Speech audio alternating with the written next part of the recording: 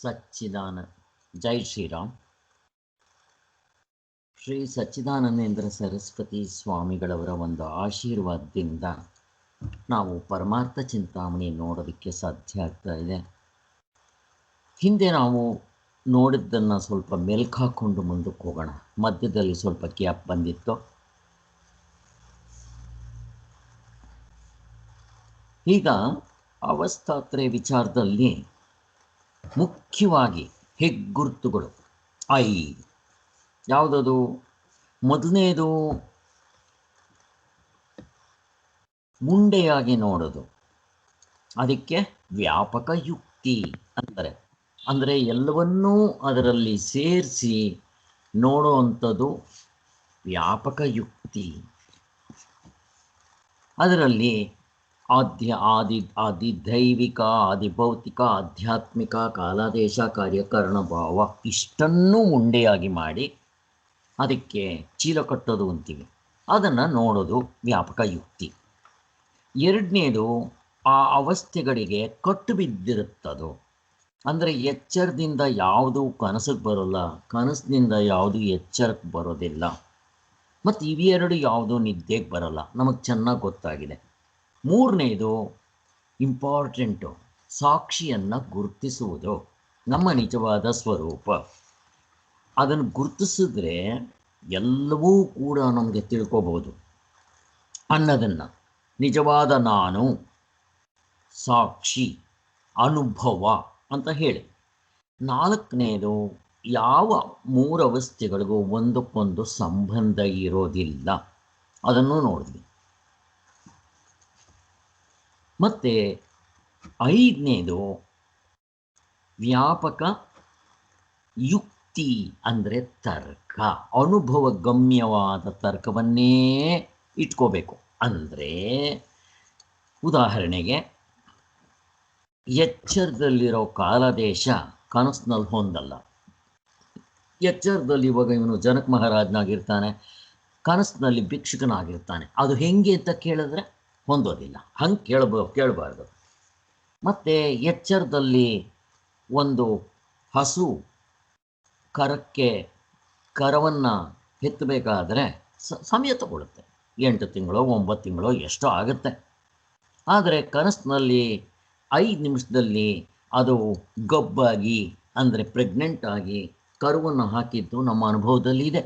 ಅನುಭವ ಇಟ್ಕೋಬೇಕಲ್ಲಿ, ತರ್ಕ ಅಲ್ಲ ಇಟ್ಕೋಬೇಕಾಗಿರೋದು. ಅನುಭವದಲ್ಲಿ ಹೇಗಿದೆ ಹಾಗಿದೆ, ಹಾಗೆ ತಗೋಬೇಕು. ಇನ್ನೂ ಒಂದು ಇದೇ ಥರ ತರ್ಕಕ್ಕೆ ಮತ್ತಿನ್ನೊಂದು, ಎಚ್ಚರ ಕನಸುಗಳಲ್ಲಿ ಕಾಲಾದೇಶಗಳು ಪ್ರಪಂಚ ಇಷ್ಟಿದೆ, ದೃಶ್ಯ ಪ್ರಪಂಚ, ನಿದ್ದೆಯಲ್ಲಿ ಏನೂ ಬರಲ್ವೇ ಅಂತ ಕೇಳಿದ್ರೆ ಅನುಭವ ನೋಡ್ಕೊಳ್ಳಿ, ಬರೋದಿಲ್ಲ, ಇರೋದು ಹಾಗೆ. ಈಗ ಇನ್ನೂ ಒಂದು ಹೇಳ್ತೀನಿ ನೋಡಿ, ಇದಕ್ಕೆ ಹೊಂದುವಂಥದ್ದು. ಈಗ ನಮ್ಮ ತಂದೆ ತಾಯಿಗಳು ಸತ್ತು ಹೋಗ್ಬಿಟ್ಟು 25 ವರ್ಷ ಆಗೋಯ್ತು. ಈಗಲೂ ಒಂದೊಂದು ಸಾರಿ ನನಗೆ ಕನಸಿನಲ್ಲಿ ಬರ್ತಾರಪ್ಪ. ಈಗ ನಾನು ಕನಸಿನ ದೃಷ್ಟಿಯಿಂದ ಹೇಳಿದಾಗ ನಮ್ಮ ತಂದೆ ತಾಯಿಗಳು ಬಂದದ್ರು ಅಂತ ಹೇಳ್ತೀನಿ.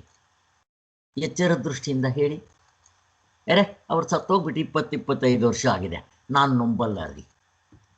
ಏನಾದರೂ ಅರ್ಥ? ಕನಸಿನಲ್ಲಿ ಬಂದಿದೆ, ಪ್ರತಿಯೊಬ್ಬರಿಗೂ ಅನುಭವ ಆಗಿದೆ. ಅದನ್ನು ಅವ್ರು ಸತ್ತೋಗ್ಬಿಟ್ಟು 20-25 ವರ್ಷ ಆಯಿತು, ನಿಜ. ಅದು ತರ್ಕ ಅಂತಂದರೆ ಈ ಥರ ತರ್ಕ ಉಪಯೋಗಿಸಬಾರ್ದು. ಅದೇ ರೀತಿ ಕಾಲ ದೇಶ ಕಾರ್ಯ ಕಾರಣ ಭಾವ ಬೇರೆ ಇರೋದು ಹಾಗೆ. ಮತ್ತು ಹೇಳಬೇಕು ಅಂತಂದ್ರೆ ನನಗೆ ಸ್ವಾಮೀಜಿಯವರು ಕನಸಿನಲ್ಲಿ ಬಂದಿದ್ದರು. ಸ್ವಾಮೀಜಿಯವರು ಯಾಕೆ ಕನಸಿನಲ್ಲಿ ಬಂದರು ಅಂತ ಕೇಳಿದ್ರೆ, ಅವ್ರ ದೇಹ ಬಿಟ್ಟು ಎಷ್ಟೊಂದು ವರ್ಷ ಆಗ್ಬಿಟ್ಟಿದೆ. ಹತ್ತತ್ರ ಅವ್ರ ದೇಹ ಬಿಟ್ಟು 74 ಬಿಟ್ಟಿದ್ದು. ಸೊ 15ನೇ ತಾರೀಕು ಸ್ವಾಮೀಜಿಯವರ ಆರಾಧನೆ ಇದೆಯಂತೆ. ಸೊ ಬಹುಶಃ ನನಗೇನಾದರೂ ಅವರು ಕನಸಿನಲ್ಲಿ ಬಂದಿದ್ದರು. ಸೊ ಅವ್ರ ಕಾಲಿಗೆ ನಮಸ್ಕಾರ ಮಾಡ್ತಾ ಇದ್ದೀನಿ, ಆಶೀರ್ವಾದ ಮಾಡಿದ್ರಂತೆ. ಎಷ್ಟು ವರ್ಷಗಳಿಂದ ಅನ್ಕೊತೀನಿ, ಕನಸಿಗೆ ಬರ್ತಾ ಇರಲಿಲ್ಲ, ಅದು ಹೇಳಕ್ಕೆ ಬರಲ್ಲ. ಯಾಕೆ ಅವಾಗ ಬರಲಿಲ್ಲ, ಇವಾಗ ಯಾಕೆ ಬಂದರು, ಅದು ನಮ್ಮ ಕೈನಲ್ಲಿಲ್ಲ. ಹೀಗೆಲ್ಲ ಇರುತ್ತೆ ಇಲ್ಲಿ. ಮತ್ತು ಸ್ವಾಮೀಜಿ ಸತ್ತು ಅಷ್ಟು ವರ್ಷ ಆಯಿತು, ನಿಮಗೆ ಕನಸು ಬರುತ್ತೆ ಅಂದರೆ ಹೆಂಗೆ ನಂಬೋದು ಅಂತಂದರೆ ಅನುಭವ. ಅಂದರೆ ಕೊನೆಯದು ವ್ಯಾಪಕ ತರ್ಕ ಅಂತ ಹೇಳ್ತಾರಲ್ಲ, ಈ ಹೆಗ್ಗುರುತುಗಳಲ್ಲಿ ಅದಕ್ಕೆ ಉದಾಹರಣೆಗಳು ಇಷ್ಟು ಸಾಕು. ಅಷ್ಟನ್ನು ನಾವು ನೋಡಿಕೊಂಡ್ರೆ ಮನಸ್ಸಿನೆಲ್ಲ ಚೆನ್ನಾಗಿ ಪಕ್ಕ ಆಗಬೇಕು. ಆಗ ನಮಗೆ ಅವಸ್ಥೆಗಳಲ್ಲಿ ಬರೋ ಅಂಥ ಅಡಚಣೆಗಳು, ತೊಡಕುಗಳು, ಪ್ರಶ್ನೆಗಳಿಗೆ ಉತ್ತರ ಸುಲಭವಾಗಿ ಬರುತ್ತೆ ಅನ್ನೋದಕ್ಕೆ. ಅದಾದ ಮೇಲೆ ನೆಕ್ಸ್ಟ್ ನಾವು ಬಂದಿದ್ವಿ ಮುಂದಕ್ಕೆ, ವಿಷಯಿ ವಿಭಾಗ ಅಂತ ತಗೊಂಡ್ಬಂದ್ವಿ. ಅಲ್ಲಿ ಇದರಲ್ಲಿ ಏನು ಮಾಡ್ತಾರೆ ಅಂದರೆ ಸಬ್ಜೆಕ್ಟ್ ಆಬ್ಜೆಕ್ಟ್ ತಗೊಂಡು ವಿಚಾರ ಮಾಡ್ತಾ ಬರ್ತಾರೆ.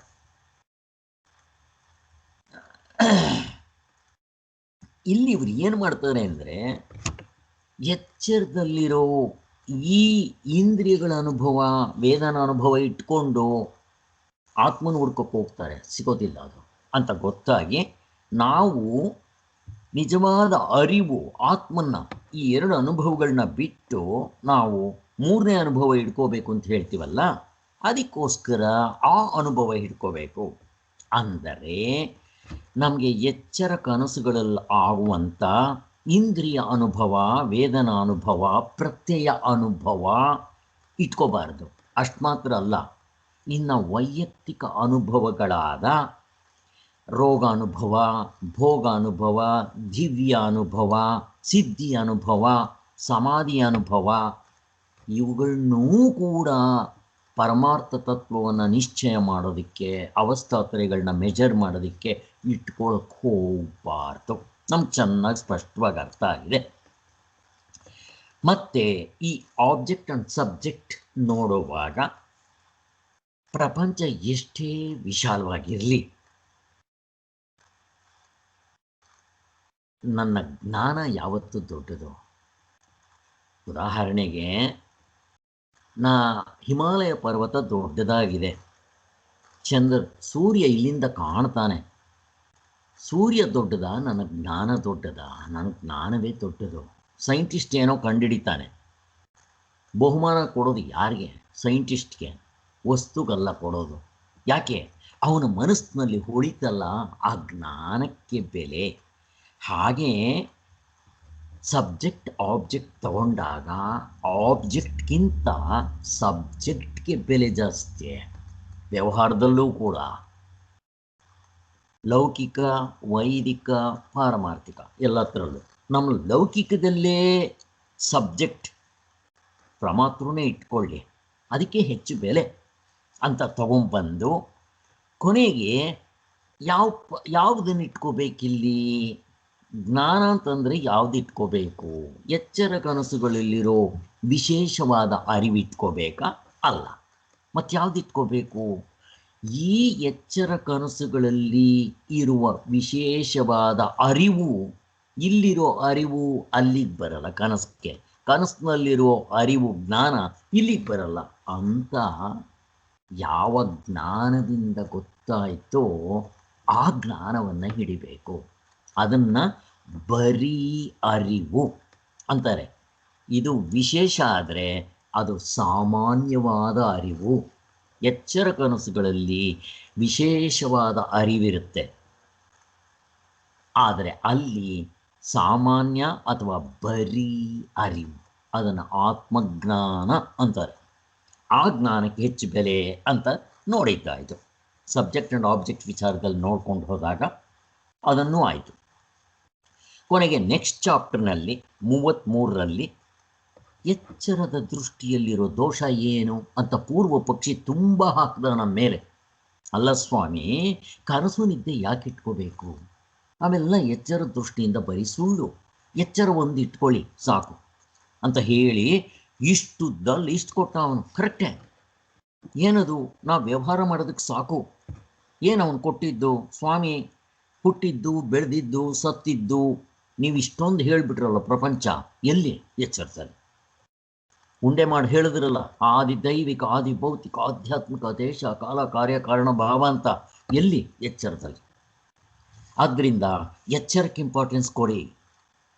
ಮನುಷ್ಯನಿಗೆ ಪ್ರಪಂಚದಲ್ಲಿ ಸುಖ ದುಃಖ ಇರೋದು ಎಲ್ಲಿ? ಎಚ್ಚರದಲ್ಲಿ. ಒಬ್ರಿಗೊಬ್ರಿಗೆ ಉಪಕಾರ ಅಪಕಾರ ಮಾಡೋದು ಎಲ್ಲಿ? ಎಚ್ಚರದಲ್ಲಿ. ಅದಕ್ಕೆ ಎಚ್ಚರಕ್ಕೆ ಇಂಪಾರ್ಟೆನ್ಸ್ ಕೊಡಿ. ಕನಸು ಇದ್ದೆ ಯಾತಕ್ಕೆ ಅಂತ ಅವನು.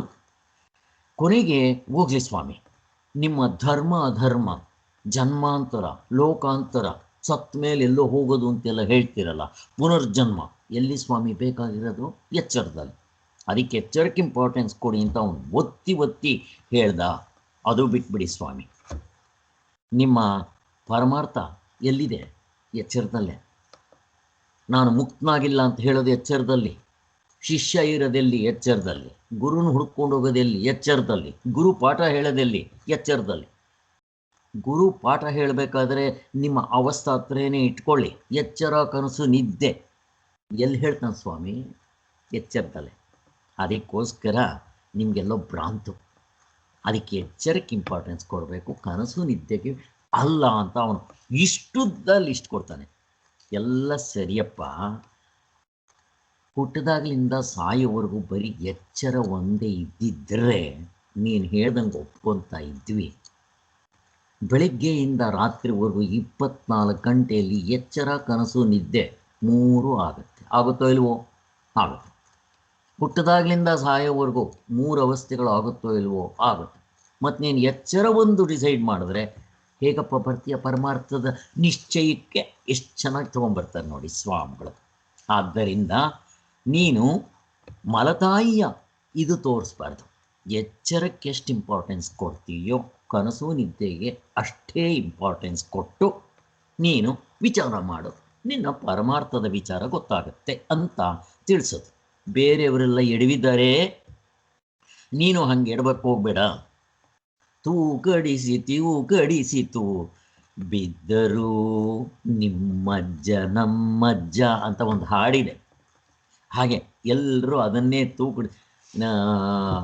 ಹಾಗೆ ಎಚ್ಚರ ಒಂದನ್ನೇ ಹಿಡ್ಕೊಂಡು ಎಲ್ಲರೂ ದರ್ಶನಕಾರರು, ವೆಸ್ಟರ್ನ್ ಫಿಲಾಸಫರ್ಸು, ಸೈಂಟಿಸ್ಟ್ಗಳು ಮತ್ತು ಇನ್ಯಾರಾದರೂ ಇದ್ದರೆ ಈಗಿನ ನವ ವೇದಾಂತಿಗಳು ಎಲ್ಲರೂ ಕೂಡ ಎಚ್ಚರಕ್ಕೆ ಇಂಪಾರ್ಟೆನ್ಸ್ ಕೊಟ್ಟು ಬಿದ್ದರು ಹಳ್ಳಕ್ಕೆ.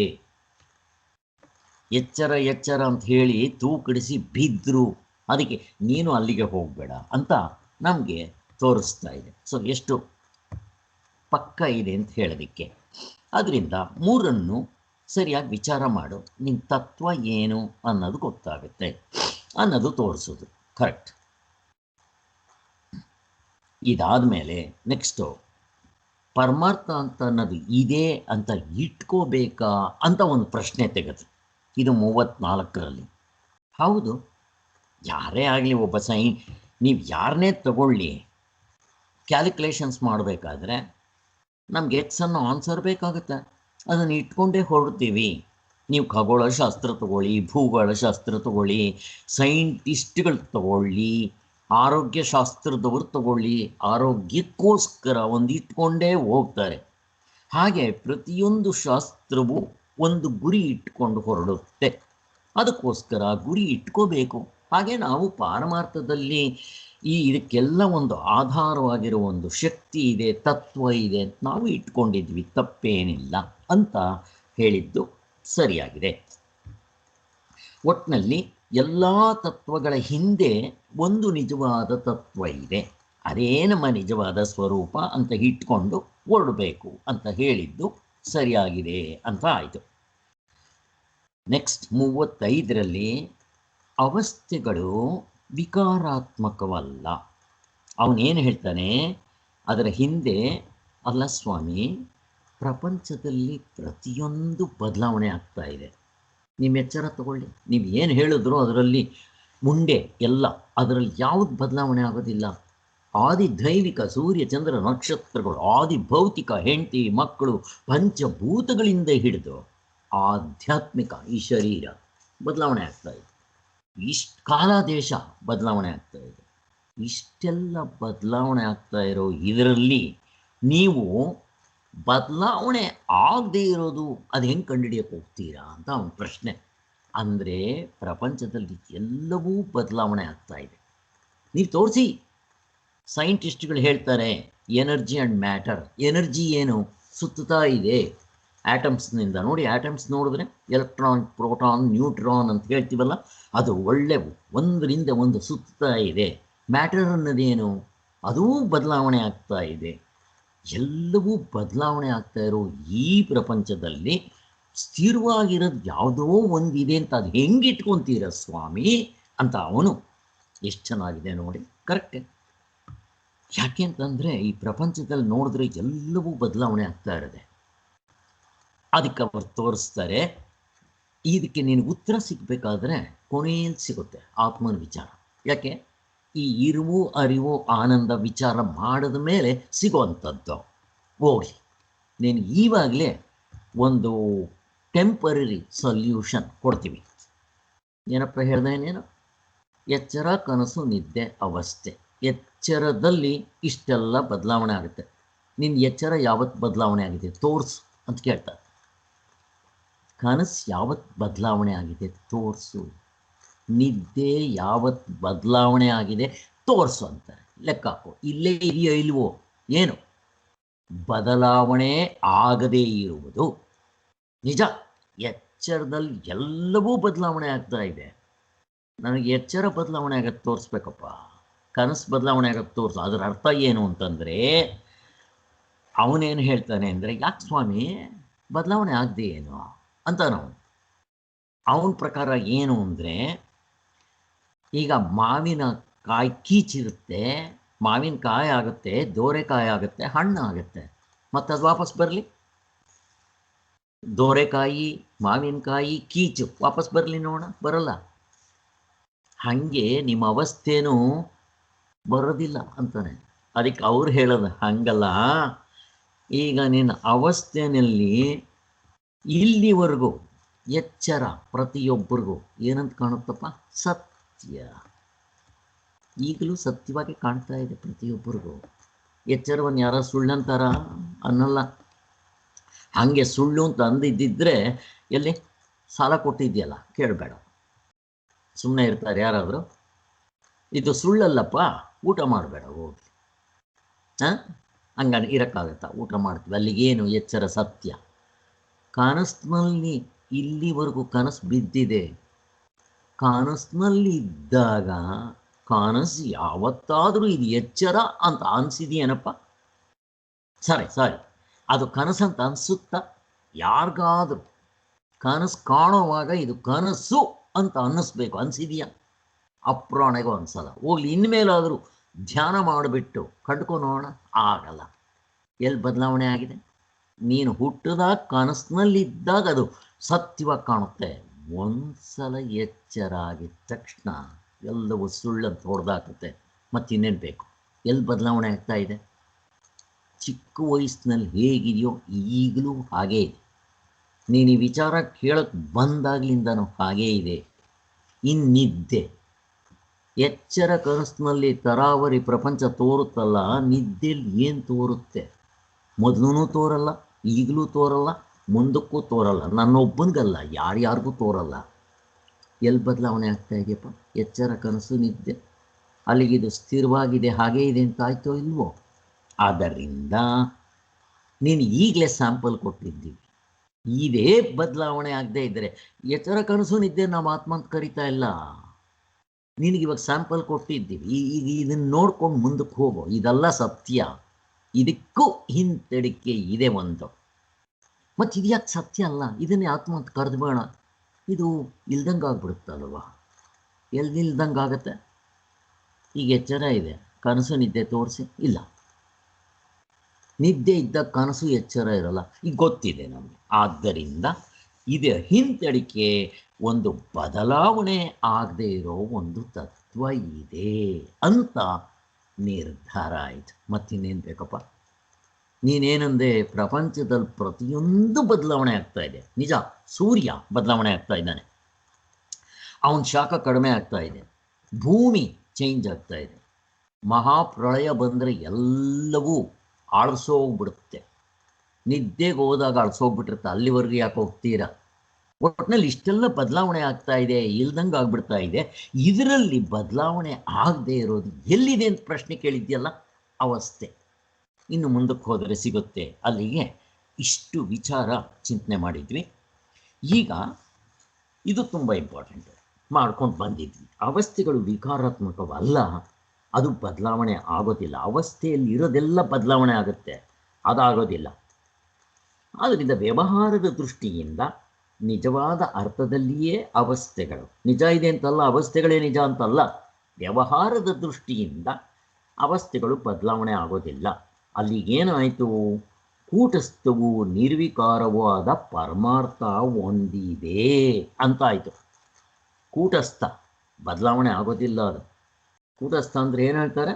ಹಿಂದೆ ನಾವು ಆತ್ಮನ ನೋಡ್ಕೊಂಡಿದ್ವಿ. ಈ ಗೋಲ್ಡ್ ಸ್ಮಿತ್, ಚಿನ್ನದ ಕೆಲಸ ಮಾಡೋರು ಈ ಅಡಿಗಲ್ಲಂತ ಇಟ್ಕೊತಾರೆ. ಅದರ ಮೇಲೆ ಚಿನ್ನ ಬೆಳ್ಳಿ ಎಲ್ಲ ಕುಟ್ಟಿ ಆಭರಣಗಳು ತಯಾರು ಮಾಡ್ತಾರೆ.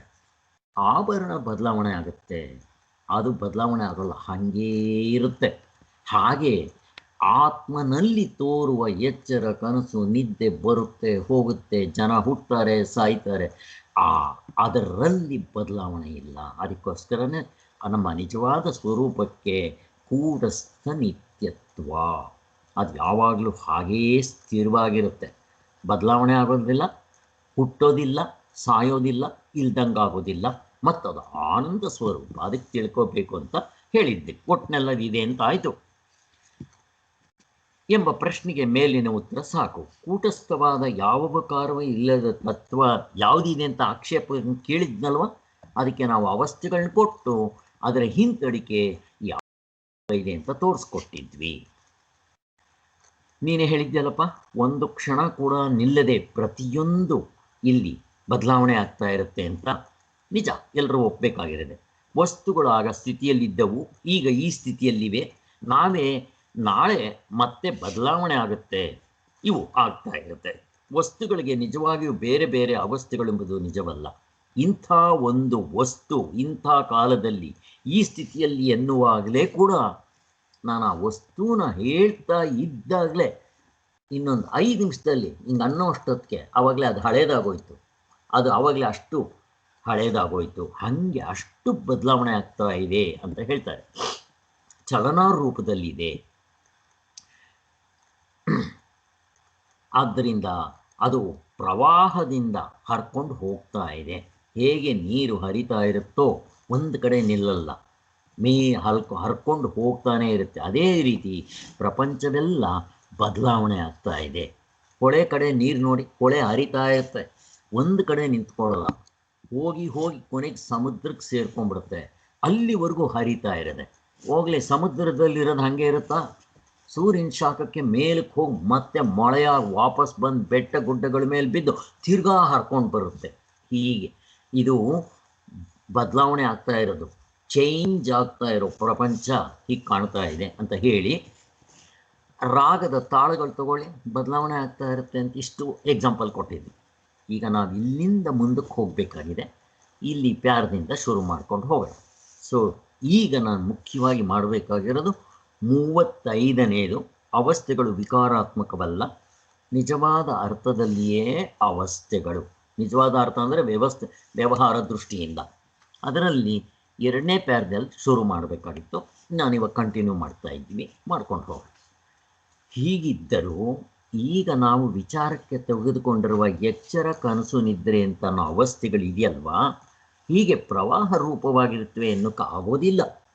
ನೀರು ಹರಿತಾ ಇರ್ಬೋದು, ಅವಸ್ಥೆ ಒಳಗಡೆ ಇರೋದು ಬದಲಾವಣೆ ಆಗ್ತಾ ಇರ್ಬೋದು, ಆದರೆ ಅವಸ್ಥೆ ಬದಲಾವಣೆ ಆಗೋದಿಲ್ಲ ಅಂತ ಇಷ್ಟೊತ್ತು ವಿಚಾರ ಮಾಡಿದ್ದಾಯಿತು. ಈಗ ಎಚ್ಚರವಾಗಿದ್ದವನು ನಿದ್ದೆಗೆ ಹೋಗ್ಬಿಡ್ತಾನೆ ಸಲೀಸಾಗಿ. ನದಿಯ ನೀರಿನಂತೆ ಒಂದೇ ಅವಸ್ಥೆ, ಅದು ನದಿ ನೀರು ಇಲ್ಲಿಗೆ ಬರುತ್ತೆ, ಇಲ್ಲಿಂದ ಇನ್ನೊಂದು ಕಡೆಗೆ ಹೋಗುತ್ತೆ, ಇನ್ನೊಂದು ಕಡೆಗೆ ಹೋಗುತ್ತೆ. ಎಲ್ಲಪ್ಪ ಹಾಗೆ ನಿಮ್ಗೆ ಎಚ್ಚರ, ನೀವು ಎಚ್ಚರದಿಂದ ನಿದ್ದೆಗೆ ಹೋಗ್ತೀರಾ.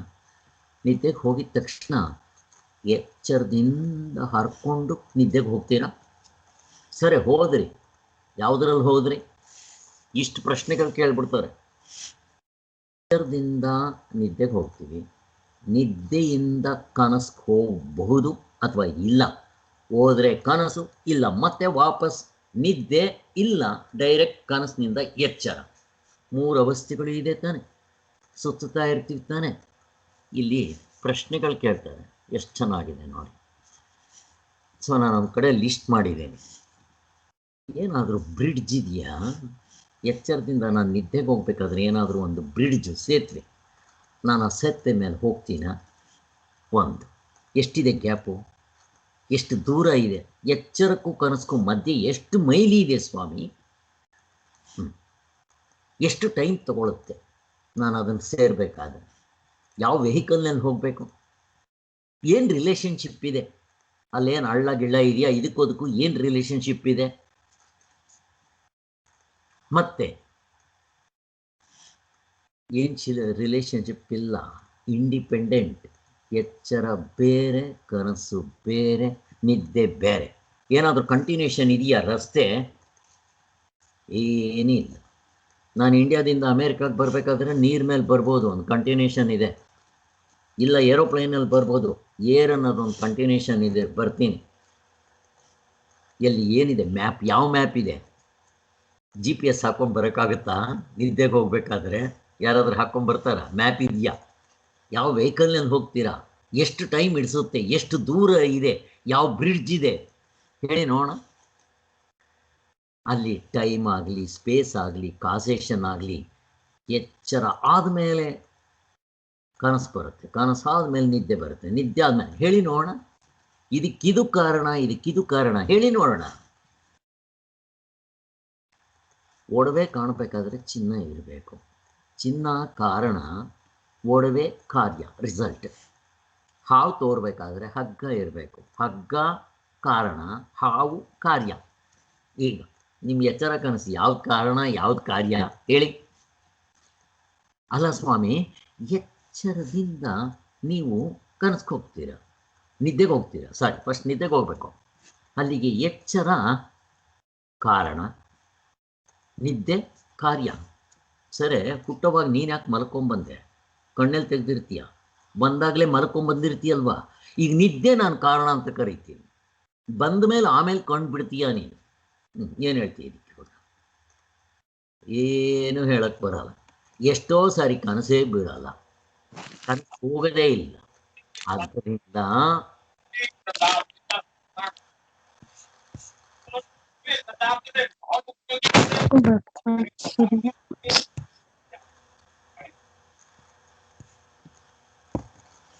ಆದ್ದರಿಂದ ಒಂದಕ್ಕೊಂದು ಕನೆಕ್ಷನ್ ಇಲ್ಲ. ಯಾಕೆ ಗೊತ್ತಾ? ಮೂರು ಸತ್ಯವಾಗಿಲ್ಲ. ಈಗ ನನಗೆ 3 ಜನ ಮಕ್ಕಳಿದ್ದಾರಪ್ಪ. ಯಾರಾದರೂ ಕೇಳಿದ್ರು ನನಗೆ 3 ಜನ ಮಕ್ಕಳಿದ್ದಾರೆ, ರಾಮ, ಕೃಷ್ಣ, ಗೋವಿಂದ. ಕರ್ಕೊಂಬಂದು ಮೂವರನ್ನು ನಿಲ್ಲಿಸ್ತೀನಿ. ಅವ್ರಿಗೆ ಕಾರಣ ಇದ್ದಾರೆ, ತಂದೆ ತಾಯಿಗಳು. ನಾವು ಎದುರುಗಡೆ 3 ಜನನೂ ನಿಲ್ಲಿಸಿದ್ದೀನಿ. ಇವನು ರಾಮ, ಕೃಷ್ಣ, ಗೋವಿಂದ. ಒಬ್ರಿಗೊಬ್ರು ಕನೆಕ್ಷನ್ ಇದೆ, ಅಣ್ಣ ತಮ್ಮಂದರು. ಒಬ್ಬ ದೊಡ್ಡವನು, ಕಾಲ, ದೇಶ ಎಲ್ಲ ಬೇರೆ. ಇವನು ಬೇರೆ ಕಡೆ ಹುಟ್ಟದ, ಇವನು ಇನ್ನೊಬ್ಬ ಬೇರೆ ಕಡೆ ಹುಟ್ಟದ, ಇನ್ನೊಬ್ಬ ಬೇರೆ ಕಡೆ ಹುಟ್ಟದ. ಒಬ್ಬ ಹುಟ್ಟಿದ್ದು 1ನೇ ಇಸ್ವಿ, ಇನ್ನೊಬ್ಬ 2 ವರ್ಷಕ್ಕೆ ಹುಟ್ಟದ, ಇನ್ನೊಬ್ಬ 3 ವರ್ಷಕ್ಕೆ ಹುಟ್ಟದ. ಇವನು ಗಂಡಸು, ಇವನು ಹೆಂಗಸು. ಈ ಭೇದಗಳೆಲ್ಲ ಇದೆ. ಎಲ್ಲಿ? ಎಚ್ಚರ, ಕನಸು, ನಿದ್ದೆಗೆ ಆ ಥರ ಭೇದ ತೋರಿಸಿ ಹೋಗಿ. ನೀವು ತೋರಿಸ್ರಪ್ಪ, 3 ಅವಸ್ಥೆಗಳಲ್ವಪ್ಪ ನಿಮಗೆ, ತೋರಿಸಿ. ಸ್ವಾಮಿ ಎಚ್ಚರ ಇದೆಯಲ್ವ ಇವಾಗ? ಇದೆ, ನಾನು ಹಿಂಗೆ ಇಟ್ಕೊತೀನಿ. ಪಕ್ಕದಲ್ಲಿ ನಿನ್ನ ಕನಸನ್ನು ತೋರಿಸ್ಬೇಕು. ಕನಸು ಇವಾಗ ಇಲ್ಲ ಸ್ವಾಮಿ, ಆಮೇಲೆ ಬರುತ್ತೆ, ಬಂದಾಗ ತೋರಿಸು. ಕನಸು ಬಂದಾಗ ಏನು ಎಚ್ಚರ ತೋರಿಸ್ತೀಯಾ? ತೋರ್ಸಕ್ಕೆ ಬರಲ್ಲ. ಕನಸಿದ್ದಾಗ ಎಚ್ಚರ ನಿದ್ದೆ ಇರಲ್ಲ. ಯಾಕೆ ಗೊತ್ತಾ? ಈ ರೀತಿ ಯಾವ ಚಿಂತನೆ ಮಾಡಿರ್ತೀವಿ, ಮಾಡೇ ಇರಲ್ಲ. 3 ಸುಳ್ಳೆ. ನಾವು ಇದಕ್ಕೆ ಇಂಪಾರ್ಟೆನ್ಸ್ ಕೊಡ್ತೀವಲ್ವಾ? ಎಚ್ಚರ ಸತ್ಯ ಅಂತ ಹಿಡ್ಕೊಂಡು ಇಲ್ಲಿ ಹುಟ್ಟಿದ್ದೀನಿ, ಹೆಂಡತಿ, ಮಕ್ಕಳು, ಇದನ್ನೇ ಸತ್ಯ ಅಂತ ಹಿಡ್ಕೊಂಡಿದ್ದೀನಲ್ವಾ ಅಂತ ಶಾಸ್ತ್ರ ಹೇಳ್ತಾ ಇದೆ. ಸೊ ಈ ವಿಚಾರನ ನಾವು ಚಿಂತನೆ ಮಾಡಬೇಕು. ಸೊ ಎಲ್ಲದಕ್ಕೂ ಉತ್ತರ ಬಂದ್ಬಿಡ್ತೀವಿ ಇವ್ರು ಹೇಳೋದಕ್ಕೆ. ಇಷ್ಟನು ಕನಸಾಗಿ ಎಚ್ಚರವಾಗುವಾಗ ನಡುವೆ ಒಂದಿಷ್ಟು ಸಂಧಿ ಕೂಡ ಬಿಡೋದಿಲ್ಲ. ಏನಾದರೂ ಇದೆಯಾ? ಬ್ರಿಡ್ಜೋ, ಗ್ಯಾಪೋ ಏನಾದರೂ? ಎಷ್ಟು ಡಿಸ್ಟೆನ್ಸ್ ಅಂತ ಇಲ್ಲ. ಒಂದು ಅವಸ್ಥೆ ಹೋದ್ಮೇಲೆ ಇನ್ನೊಂದು ಬಂದೇ ಬಿಡುತ್ತೆ. ಎಚ್ಚರ ಹೋಯ್ತು ಅಂದರೆ ಕನಸು, ಕನಸು ಹೋಯ್ತು ಅಂದ್ರೆ ನಿದ್ದೆ ಠಕ್ ಠಕ್ ಅಂತ ಬರ್ತಾ ಇರುತ್ತೆ. ಬಟ್ ಜೊತೆಗೆ ಅದು ಇರಲ್ಲ. ಇದು ಬಂದರೆ ಅವೆರಡು ಕ್ಯಾನ್ಸಲ್, ಒಂದಿದ್ರೆ ಇನ್ನೆರಡು ಕ್ಯಾನ್ಸಲ್, ಹೀಗಿರುತ್ತೆ. ಆದ್ದರಿಂದ ಇಲ್ಲಿ ನೋಡಿ, ನಾನು ಇಲ್ಲಿಂದ ಅಮೇರಿಕಾಗೆ ಬಂದೆ. ಇಂಡಿಯಾದಲ್ಲಿ ಯಾವ ಶರೀರ ಇತ್ತೋ ಅದೇ ಶರೀರ ಅಮೇರಿಕಾಗೆ ಬಂದಿದ್ದೀನಿ. ಟೈಮ್ ಬೇರೆ, ಕಾಲ ಬೇರೆ. 6 ತಿಂಗಳು ಇಲ್ಲಿದ್ದೇನೆ, ಮತ್ತೆ ಹೋಗ್ತೀನಿ. ಹೋಗೋವಾಗ ಯಾವ ಶರೀರ ಹೋಗುತ್ತೆ? ಇದೇ ಶರೀರ ಇಂಡಿಯಾಗೆ ಹೋಗುತ್ತೆ. ಕಾಲ ದೇಶ ಎಲ್ಲ ಚೇಂಜ್ ಆಯಿತು, ದೇಶ ಚೇಂಜ್ ಆಯಿತು, ಎಲ್ಲ ಕರೆಕ್ಟೇ. ಎಲ್ಲಿ ನೀವು ಇಲ್ಲಿಂದ ನಿದ್ದೆಗೆ ಹೋಗುವಾಗ ಯಾವ ಶರೀರ ಹೋಗುತ್ತೆ? ಶರೀರ ಎತ್ಕೊಂಡು ಹೋಗ್ತೀರಾ ನಿದ್ದೆಗೆ? ಎಸ್. ಕನಸಿಗೆ ನಿದ್ದೆಗೆ ಹೋದಾಗಲೇ ಈ ಶರೀರ ಅಲ್ಲೇ ಬಿಟ್ಬಿಡ್ತೀರಾ, ಮುಗಿದೋಯ್ತು. ಶರೀರ ಬರೋದೇ ಇಲ್ಲ. ಬರುತ್ತಾ ನಿದ್ದೆಗೆ? ಅಲ್ಲಿ ಗಂಡಸು ಹೆಂಗಸು ಅನಿಸುತ್ತಾ? ನಾನು ಬಿಸ್ನೆಸ್ ಮ್ಯಾನು, ನಾನು ಡಾಕ್ಟ್ರು, ಇಂಜಿನಿಯರು ಅನಿಸುತ್ತಾ? ಅನಿಸಲ್ಲ. ಇಲ್ಲೇ ಬಿಟ್ಬಿಡ್ತೀರ ಎಲ್ಲ. ಮತ್ತು ಕನಸು ಬಿಡುತ್ತೆ. ಕನಸಿನಲ್ಲಿ ಇನ್ನೊಂದು ಶರೀರ ತೊಗೊತೀವಿ, ಅದು ಬೇರೆ ಶರೀರ. ಏನಾದರೂ ಕನೆಕ್ಷನ್ ಇದೆಯಾ? ಹೀಗೆ ತಗೋಬೇಕು. ಆದ್ದರಿಂದ ಯಾವುದಕ್ಕೆ ಯಾವ ಕನೆಕ್ಷನ್ನೂ ಇಲ್ಲ. ಹಾಗೆ 3 ನಿಜವಾದ ಅವಸ್ಥೆಗಳೆಂದು ಒಪ್ಪಬೇಕು ವ್ಯವಹಾರ ದೃಷ್ಟಿಯಿಂದ. ಅವುಗಳ ದೃಶ್ಯಗಳು ಒಂದಕ್ಕೊಂದು ಸ್ವಲ್ಪವೂ ಸಂಬಂಧವಿಲ್ಲ, ಮತ್ತವು ಸ್ವತಂತ್ರವಾಗಿದೆ, ಮತ್ತದು ಕಟ್ಟು ಒಡೆದಿದೆ. ಒಂದರಲ್ಲಿರೋದು ಇನ್ನೊಂದಕ್ಕೆ ಬರೋಲ್ಲ, ಮೂಟೆ ಕಟ್ಟಿಬಿಟ್ಟಿದೆ. ಸ್ವತಂತ್ರವಾಗಿದೆ, ಒಂದಕ್ಕೊಂದು ಡಿಪೆಂಡೆಂಟ್ ಇಲ್ಲ. ಇದು ಕಾರ್ಯ, ಇದು ಕಾರಣ, ಇದು ಬೀಜ, ಇದು ಬೀಜ ವೃಕ್ಷ, ಹಂಗಿಲ್ಲ. ಮತ್ತು ಯಾವುದೋ ಒಂದು ಕಾಲ ಪ್ರವಾಹದಲ್ಲಿ ಇಲ್ಲ. 3ಕ್ಕೂ ಕಂಟಿನ್ಯೂಸ್ ಆಗಿ ಒಂದು ಕಾಲ ಇಲ್ಲ. ಇಲ್ಲಿ ಕಾಲ ಎಚ್ಚರದಲ್ಲಿರೋ ಕಾಲ, ಕನಸಿನಲ್ಲಿರಲ್ಲ. ಕನಸಿನಲ್ಲಿರೋ ಕಾಲ ಎಚ್ಚರದಲ್ಲಿರಲ್ಲ. ದೇಶ ಬೇರೆ, ಎಲ್ಲ ಬೇರೆ. ನಿದ್ದೆನಲ್ಲಂತೂ ಕಾಲ ಇಲ್ಲ, ದೇಶ ಇಲ್ಲ, ಏನೇನೂ ಇಲ್ಲ. ಎಷ್ಟು ವ್ಯತ್ಯಾಸ ಇದೆ ನೋಡಿ. ಮತ್ತು ಈ 3 ಒಂದೇ ಅಂತ ಹಿಂಗೆ ಹೇಳ್ತೀರಾ? ಈ ಅವಸ್ಥೆಗಳು ಯಾವುದಾದರೊಂದು ಭಾಗಗಳಾಗಿದ್ದರೆ ಇವುಗಳಲ್ಲಿ ಒಂದು ಕಾಲದ ಆಧಾರ ತೋರಿಸ್ಬೋದಾಗಿತ್ತು. ಭಾಗ ಅಂತಂತಂದರೆ ಭೂಮಿ ಮೇಲೆ ಅಮೇರಿಕ ದೇಶ ಒಂದು ಭಾಗ, ಇಂಡಿಯಾ ದೇಶ ಒಂದು ಭಾಗ, ಪ್ರಪಂಚದ ಎಲ್ಲ ದೇಶಗಳು ಆಯಾ ಭಾಗಗಳು. ನಾನು ತೋರಿಸ್ಬೋದು ಕಾಲ. ನಮ್ಮ ಮನೆಯಲ್ಲಿ 3 ರೂಮ್ ಇದೆ, ದೇವ್ರ ಮನೆ ಇದೆ, ಬಚ್ಚಿಲ ಮನೆ ಇದೆ, ಪಡ್ಸಾಲೆ ಇದೆ, ವರಂಡ ಇದೆ.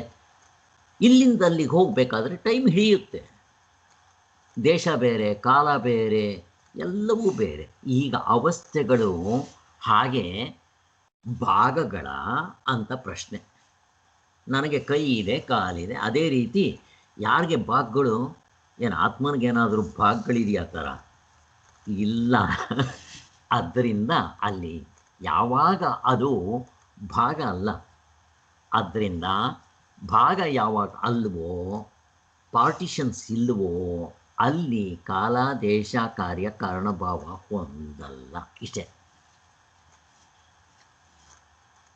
ಆದರೆ ನಿಜ ಸ್ಥಿತಿಯು ಹೀಗಲ್ಲ, ಭಾಗಗಳಿಲ್ಲ.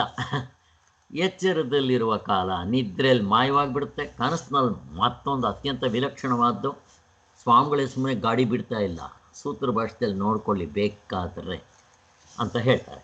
ಆದ್ದರಿಂದ ಯಾವುದೊಂದು ಸಮಾನ ಕಾಲವು ಇಲ್ಲದ ಇವುಗಳನ್ನು ಒಂದೇ ಪ್ರವಾಹ ಅಂತ ಹೇಗೆ ಕರಿತೀರಾ?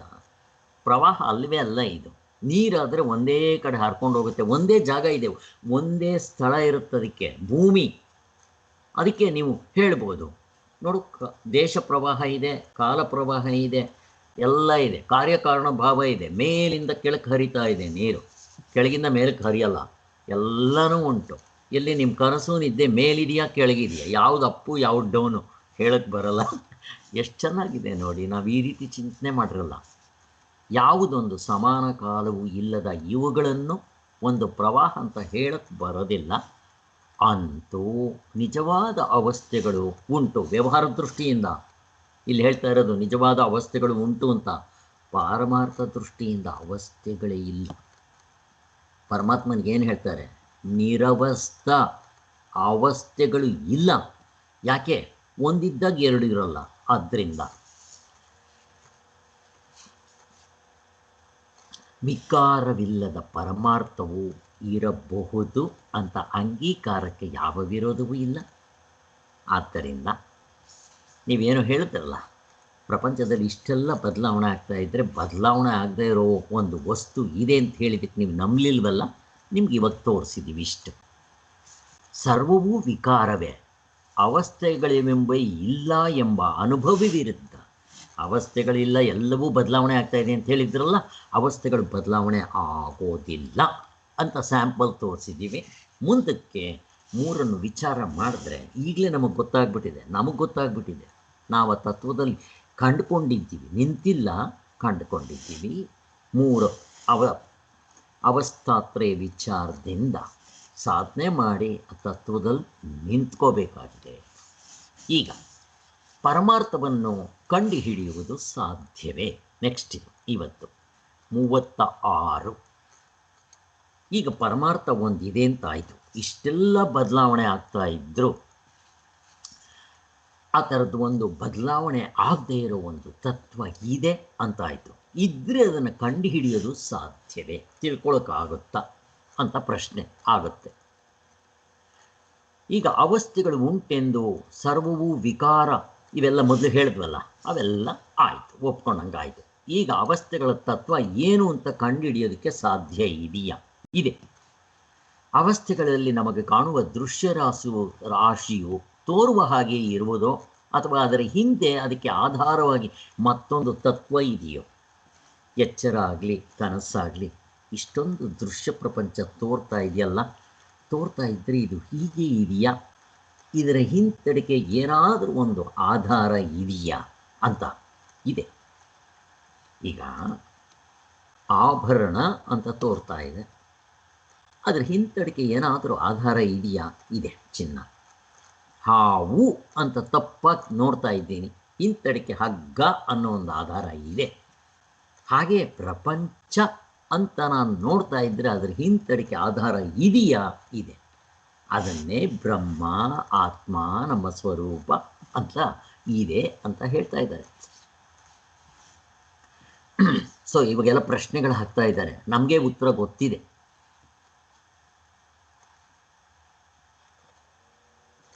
ಅದರ ಹಿಂದೆ ಅದಕ್ಕೆ ಆಧಾರವಾಗ ಮತ್ತೊಂದು ತತ್ವವಿದೆಯೇ? ಇದೆ. ಅದನ್ನು ಅರಿಯೋದಕ್ಕೆ ನಮಗೆ ಯಾವ ಸಾಧನ ಇದೆ? ಇದೆ, ಸಾಧನ ಇದೆ. ಎಚ್ಚರದಲ್ಲಿರೋ ಸಾಧನಗಳಲ್ಲ, ಇಂದ್ರಿಯ ಅನುಭವ, ವೇದನ ಅನುಭವ, ಪ್ರತ್ಯಯದ ಅನುಭವ ಮತ್ತು ವೈಯಕ್ತಿಕ ಅನುಭವಗಳು ಬಿಟ್ಟು ನೇರಾದ ಅನುಭವ, ಇಂಟ್ಯೂಷನ್, ಸಾಕ್ಷಿ ಅನುಭವ ಇದೆ. ನಮ್ಗೆ ತೋರಿಸ್ಕೊಟ್ಟಿದ್ದಾರೆ. ಅವಸ್ಥಾತ್ರಯ 3 ಹೆಗ್ಗುರುತುಗಳಲ್ಲಿ 3ನೇದು. ಅದರಿಂದ ಅದನ್ನು ಹಿಡ್ಕೊಂಡರೆ ಸಿಗುತ್ತೆ. ಪ್ರಶ್ನೆ ಹಾಕ್ತಾ ಇದ್ದಾರೆ, ಇವಕ್ಕೆಲ್ಲ ಉತ್ತರ ಹೇಳ್ತಾ ಇದ್ದಾರೆ, ನಮ್ಗೆ ಇವಾಗಲೇ ಗೊತ್ತಿದೆ. ಹಾಗಾದರೆ ಅವಸ್ಥಾತ್ರಯವನ್ನು ಕುರಿತು ವಿಚಾರ ಮಾಡಿದ ಮಾತ್ರದಿಂದ ಅವುಗಳ ತತ್ವವು ನಮಗೆ ಸಿಕ್ಕುವುದೆಂದು ಭಾವಿಸುವುದು ಸರಿಯೇ? ಧಾರಾಳವಾಗಿ 3 ಅವಸ್ಥೆಗಳನ್ನ ವಿಚಾರ ಮಾಡಿ ಸಿಕ್ಕೇ ಸಿಗುತ್ತೆ. ಅಲ್ಲಿವರೆಗೆ ಯಾಕೆ ಹೋಗ್ತೀರಾ? ಗಾಢನಿದ್ರೆ ಅನುಭವ ನೋಡ್ಕೊಂಬಿಡಿ, ಈಗಲೇ ಗೊತ್ತಾಗ್ಬಿಟ್ಟಿದೆ ನಮಗೆ. ಇವಾಗಲೇ ಸ್ಯಾಂಪಲ್ ಕೊಡ್ತಾರೆ, ಮಾಲ್ ಹತ್ರ ಹೋದರೆ ತಿಂದು ನೋಡಿ, ಚೆನ್ನಾಗಿದ್ದರೆ ಕೊಂಡ್ಕೊಳ್ಳಿ. ಗಾಢನಿದ್ರಲ್ಲಿ ತೋರಿಸಿದ್ದಾರೆ, ಮತ್ತಿನ್ನೇನು ಬೇಕೋ? ಆದ್ದರಿಂದ ಸರಿಯೇ? ಸರಿ. ಇದು ಅಲ್ಲದೆ ನಮಗೆ ಅವಸ್ಥೆಗಳ ಅರಿವಾಗಲಿ ಅವುಗಳಲ್ಲಿ ಕಾಣುವ ಪದಾರ್ಥಗಳ ಅರಿವಾಗಲಿ ಆಗುವಾಗ ಅರಿವು ಬದಲಾಯಿಸುತ್ತಲೇ ಇರುತ್ತದಲ್ಲ. ಒಂದೊಂದು ಅವಸ್ಥೆಯ ಅರಿವು ಒಂದೊಂದು ಬಗೆ, ಒಂದೊಂದು ದೃಶ್ಯ ಪದಾರ್ಥದ ಅರಿವು ಒಂದೊಂದು ಬಗೆಯಾಗಿರುತ್ತೆ. ಹೀಗೆ ಅರಿವು ಬದಲಾಯಿಸ್ತಾ ಇದೆಯಲ್ಲ ಅಂತ ಅವನ ಪ್ರಶ್ನೆ. ಅಲ್ಲ ಸ್ವಾಮಿ, ನೀವು ಹೇಳೋ ಅರಿವು ಎಚ್ಚರದಲ್ಲಿ ಬದಲಾವಣೆ ಆಗ್ತಾ ಇದೆ, ಕನಸಿನಲ್ಲಿ ಅದು ಬೇರೆ, ಅದೂ ಬದಲಾವಣೆ ಆಗ್ತಾ. ಅರಿವು ಅಂದರೆ ಜ್ಞಾನ. ಅವನೇನು ಮಾಡ್ತಾ ಇದ್ದಾನೆ ಗೊತ್ತಾ? ಮನಸ್ಸು, ಬುದ್ಧಿ, ಚಿತ್ತ, ಅಹಂಕಾರಗಳನ್ನ ಇಟ್ಕೊಂಡು ಅಲ್ಲಿ ಬರೋ ವಿಶೇಷವಾದ ಅರಿವನ್ನು ಅವನು ನಿಜವಾದ ಅರಿವು ಅಂತ ಹಿಡ್ಕೊಂಡ್ಬಿಟ್ಟಿದ್ದಾನೆ. ಅವನ ಪ್ರಶ್ನೆ ಅದು. ಬದಲಾವಣೆ ಆಗ್ತಾ ಇದೆಯಲ್ವೋ? ನಿಮ್ಮ ಮನಸ್ಸು, ಸಂಕಲ್ಪ ವಿಕಲ್ಪಗಳು, ಬುದ್ಧಿ ಇವಾಗ ಡಿಸೈಡ್ ಮಾಡುತ್ತೆ, ಆಮೇಲೆ ಅದು ಬೇಡ ಅನ್ನುತ್ತೆ. ನೆನಪು ಕೆಲವು ಸಾರಿ ಇರುತ್ತೆ, ಕೆಲವು ಸಾರಿ ಇರಲ್ಲ. ಅಹಂಕಾರ ಕೆಲವು ಸಾರಿ ಯಾರಾದರೂ ಹೊಗಳಿದ್ರೆ ಮೇಲಕ್ಕೆ ಹೋಗುತ್ತೆ, ತೆಗಳಿದ್ರೆ ಕೆಳಕ್ಕೆ ಬಂದುಬಿಡುತ್ತೆ. ಇಷ್ಟು ಬದಲಾವಣೆ ಆಗ್ತಾ ಇದೆಯಲ್ಲ. ನಿಮ್ಮ ಅರಿವು, ಜ್ಞಾನ, ಸೈಂಟಿಸ್ಟ್ಗಳು ಇವಾಗ ಕಂಡುಹಿಡಿತಾರೆ, ನಾಳೆ ಇನ್ಯಾವನೋ ಬರ್ತಾನೆ ತಪ್ಪು ಅಂತಾನೆ, ಅದು ಕಿತ್ಕೊಂಡು ಹೋಯ್ತು, ಇನ್ನೊಂದು ಬಂತು. ಹೀಗೆ ನಿಮ್ಮ ಅರಿವುಗಳು ಬದಲಾವಣೆ ಆಗ್ತಾ ಇದೆಯಲ್ವಾ ಅಂತ ಅವನು ಹೇಳೋದು. ನೀನು ಯಾವುದಿಟ್ಕೊಂಡಿದ್ಯಾ ಗೊತ್ತಾ? ವ್ಯವಹಾರದ ಅರಿವಿಟ್ಕೊಂಡಿದ್ಯಾ. ನಾವು ಅದನ್ನು ಹೇಳ್ತಾ ಇಲ್ಲ. ಅವು ಇಂದ್ರಿಯ ಅನುಭವ, ವೇದನಾ ಅನುಭವ ಅಲ್ಲ ಅಂತ ಮೊದಲೇ ಹೇಳಿಬಿಟ್ಟಿದ್ದೀವಿ. ಮತ್ತು ಯಾವ್ದು ಇಟ್ಕೋಬೇಕು? ಬರೀ ಅರಿವು, ನೇರಾದ ಅನುಭವ, ಇಂಟ್ಯೂಷನ್, ಅದನ್ನು ಇಟ್ಕೊಂಡು ನೋಡಿ ಅಂತ ಹೇಳಿದ್ವಿ. ಅದನ್ನು ಹಿಡ್ಕೊ, ತೋರಿಸು ನನಗೆ, ಅದು ಬದಲಾವಣೆ ಆಗತ್ತೆ ತೋರಿಸು. ಗಾಢ ನಿದ್ರೆಯಲ್ಲಿ ಅನುಭವ ಇದೆ, ಯಾವತ್ತಪ್ಪ ಬದಲಾವಣೆ ಆಗುತ್ತದು? ಅದೇ ಅರಿವು ಎಚ್ಚರದಲ್ಲೂ ಇದೆ, ಕನಸಿನಲ್ಲೂ ಇದೆ. ಅದನ್ನು ಗುರುತಿಸ್ಬೇಕು, ಅದು ಬದಲಾವಣೆ ಆಗೋದಿಲ್ಲ. ಈಗ ಎಚ್ಚರದಲ್ಲಿ ಈ ಅರಿವು ಬದಲಾವಣೆ ಆಗ್ತಾ ಇದೆ, ಏರುಪೇರಾಗ್ತಾ ಇದೆ ಅಂತ ಯಾವುದರಿಂದ ಕಂಡುಕೊಂಡೇ ನೋಡು, ಅದು ನಿಜವಾದ ಅರಿವು. ಅದು ಬದಲಾವಣೆ ಆಗೋದಿಲ್ಲ. ಹಂಗೆ ಹಿಂದಕ್ಕೆ ಹೋಗ್ಬೇಕು ಸ್ಟೆಪ್. ಅವನ ಪ್ರಶ್ನೆ ಅಷ್ಟಕ್ಕೆ, ಈ ಎರಡೂ ಬೇರ್ಪಡುತ್ತಲೇ ಆಗುತ್ತಿರುವ ಕೂಟಸ್ಥವಾದ ಪರಮಾರ್ಥ ಯಾವುದಾದ್ರೂ ಒಂದು ಇರುತ್ತಾ ಅಂತ. ಡೆಫಿನೆಟ್ ಆಗಿದೆ ಅಂತ ತೋರಿಸೋದು. ಈ ಆಕ್ಷೇಪ ನೋಡೋದಕ್ಕೆ ಎಷ್ಟೇ ಬಲವಾಗಿ ಕಂಡ್ರೂ ಅವಸ್ಥಾತ್ರಯ ಪ್ರಕ್ರಿಯೆಗೆ ಇದರಿಂದ ಯಾವ ಅಂಜಿಕೆನೂ ಇಲ್ಲ. ಈಗಲೇ ನಮ್ಗೆ ಉತ್ತರ ಸಿಕ್ಕೋಯ್ತು. ಅವನು ಹೇಳ್ತಾನೆ, ಹೇಳಿದ್ರು ಕೂಡ ನಮ್ಗೆ ಉತ್ತರ ಈಗಲೇ ಕೊಟ್ಬಿಟ್ವಿ ನಾವು. ನಿಮಗೆ ಎಲ್ರಿಗೂ ಗೊತ್ತಿದೆ ಈ ಉತ್ತರ ಅಲ್ವಾ? ಏಕೆಂದರೆ ಅವಸ್ಥೆಗಳಲ್ಲಿ ನಮಗೆ ತೋರುವ ಹೊರಗಿನ ಪ್ರಪಂಚವನ್ನು ಇಂದ್ರಿಯಗಳ ಕಣ್ಣಿನಿಂದ ನೋಡಿದಾಗ ಈ ಪ್ರಪಂಚವು ನಮಗೆ ಕಾಣುವಂತೆ ಇರುವುದೋ ಅಥವಾ ಇದರ ಹಿಂದೆ ಬೇರೊಂದು ಸ್ವರೂಪವಿದೆಯೋ ಅಂತ ಕಂಡುಹಿಡಿಯೋದು ಕಷ್ಟ.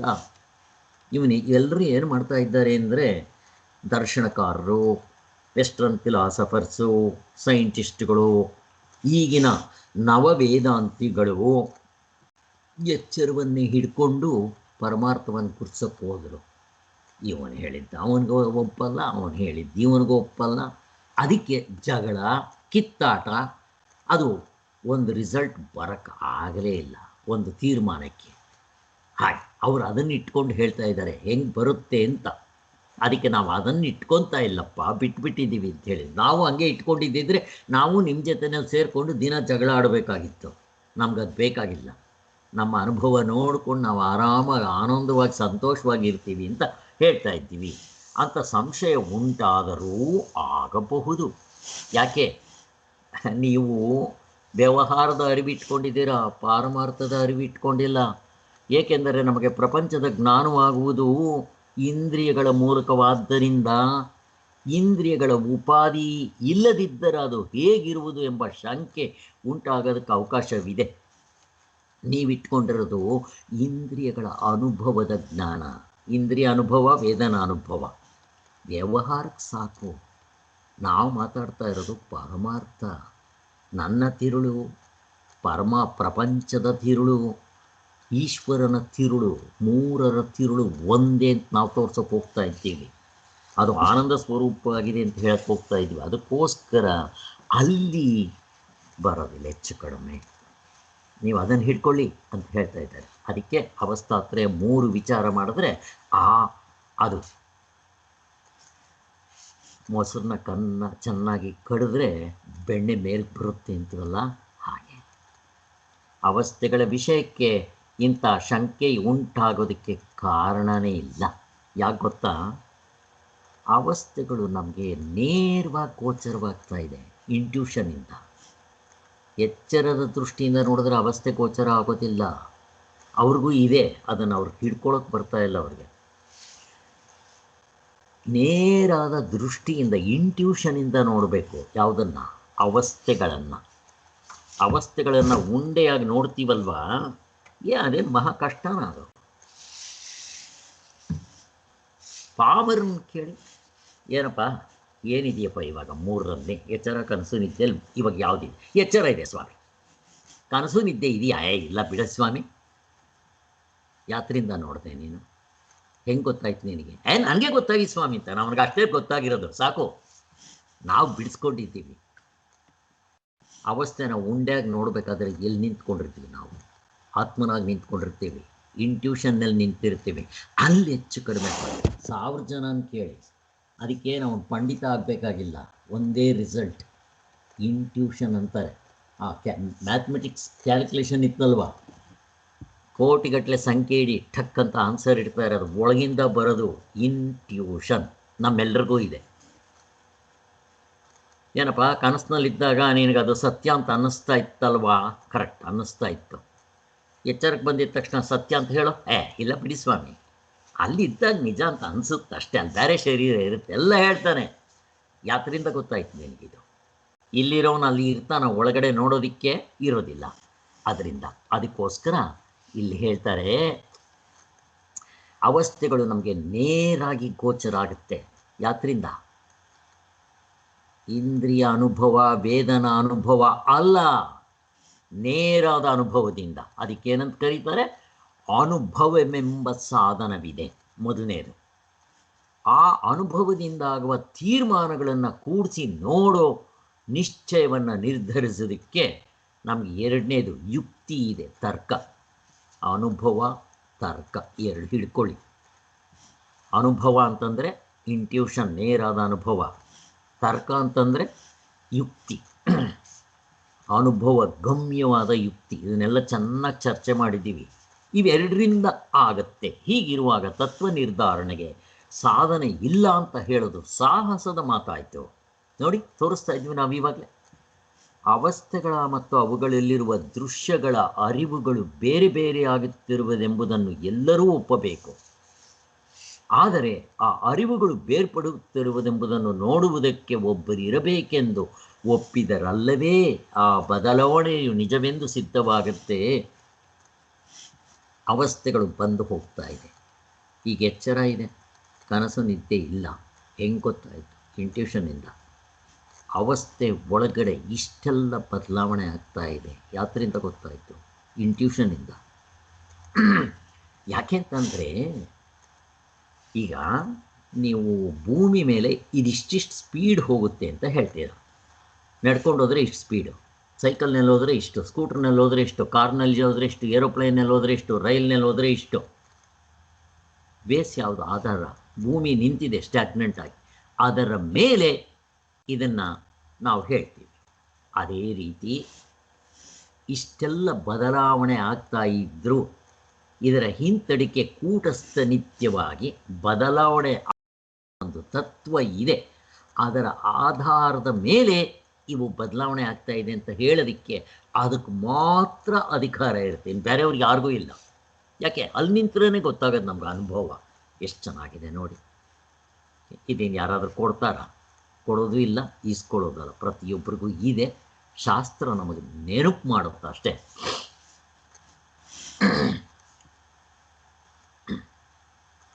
ಅವಸ್ಥೆಗಳ ಹೋಗು ಹಾಗುಗಳು, ಬರದು ಹೋಗೋದನ್ನು, ಅವಸ್ಥೆ ಒಳಗಡೆ ಆಗೋ ಬದಲಾವಣೆ, ವಿಕಾರಗಳು ಎಲ್ಲವೂ ಆದಿದೈವಿಕ, ಆದಿಭೌತಿಕ, ಆಧ್ಯಾತ್ಮಿಕ ಎಲ್ಲ ಬದಲಾವಣೆ ಆಗ್ತಾ ಇದೆ. ಅನ್ನೋದು ಯಾತ್ರಿಂದ ಗೊತ್ತಾಗ್ತಾ ಇದೆ ನೋಡು. ಅದು ನಮ್ಮ ನಿಜವಾದ ಸ್ವರೂಪ, ಅದು ಕೂಟಸ್ಥ ನಿತ್ಯ ಅಂತ ತಗೋಬೇಕು.